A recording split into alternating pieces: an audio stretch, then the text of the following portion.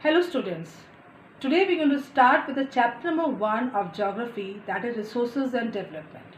In this chapter we are going to study about what are resources, types of resources, why resource planning is required, where there should be development for the resources. Let's get started. Chapter number 1, resources and development. What are resources? Everything available in our environment which can be used to satisfy our needs provided it is technologically accessible, economically feasible and culturally acceptable can be termed as resources. As you know that whatever is available, we should be able to access to it technologically that we have. At the same time, it should be economically feasible, it should not be very costly and it should be accepted by society that we live in. Now we have the interdependent relationship between nature, technology and institution.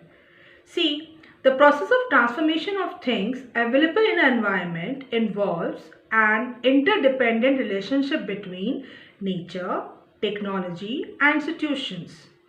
It is we the human beings who interact with nature through technology and create institutions to accelerate their economic development.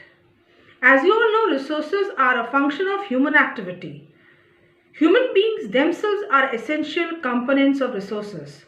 They transform material available in environment into resources and use them.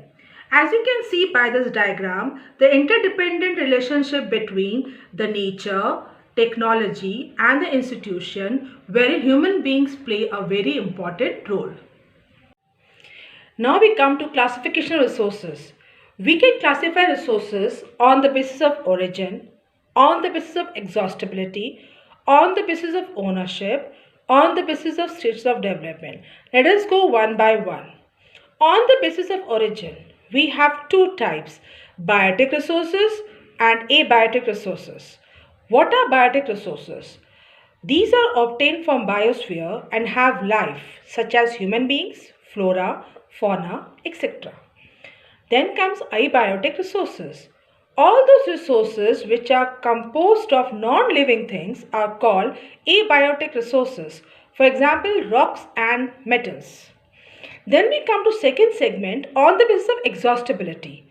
In that we have two types, renewable resources and non-renewable resources. What are renewable resources? As the name suggests, renew. That is, you can use it in a new form again and again. Now, let us come to the meaning. The resources which can be renewed or reproduced by physical, chemical or mechanical processes are known as renewable or replenishable resources. For example, solar energy, wind energy, water. You can use solar energy again in the new form every day. Then comes non-renewable resources. Non-renewable resources, as the name suggests, non-renewable. You cannot use it in a new form again and again. These resources take millions of years in their formation. They occur over a long geographical time and hence are exhaustible in nature. For example, minerals and fossil fuels. Then we come to third segment on the basis of ownership. In that we have the first segment, that is individual resources. These are owned privately by individuals. For example, plots, cars, fields, houses, plantation area, etc. Second we have is community owned resources. These resources which are accessible to all members of the community are known as community resources. For example, village ponds, public parks, playground, etc. Then comes the third one, national resources. All the resources which belongs to the nation. The country has legal power to acquire even private property for public good. Urban development authorities get empowered by the government to acquire land. All the resources which are under the control of state or union government are known as national resources. All the minerals, water resources, forest, wildlife within the political boundaries and oceanic areas up to 12 nautical miles, that is 19.2 kilometers from the coast, termed as terrestrial water, and resources therein belong to the nation. Then comes the fourth one, international resources. There are international institutions which regulate some resources. The oceanic resources beyond 200 kilometers of the exclusive economic zone belong to the open ocean, and no individual country can utilize this without the concurrence of international institutions. Then we come to fourth segment, that is on the basis of status of development. The first one we have is potential resources. The resources which are found in a region but have not been utilized due to lack of capital or other reasons. For example, the western part of India, especially Rajasthan and Gujarat, have the enormous potential of wind and solar energy, but we have not been able to develop them properly. Then we come to developed resources.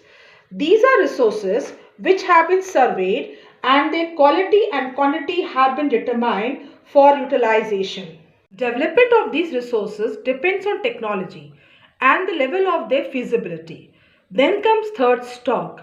Materials in the environment which have the potential to satisfy human needs, but human beings do not have appropriate technology to access these are known as stock. For example, water, H2O, is a compound of two inflammable gases, hydrogen and oxygen, which can be used as rich source of energy, but we do not have the required technology to use them. Then comes reserves. These are the subset of stock which can be put into use with the existing technology, but their use has not yet been started. We can say river water can be used for generating hydroelectricity power, but presently it is being utilized only to a limited extent. Thus, we can say examples of reserves like river water, forests, etc. are reserves which can be used in the future. That's all for today, students. Tomorrow we're going to start with the development of resources.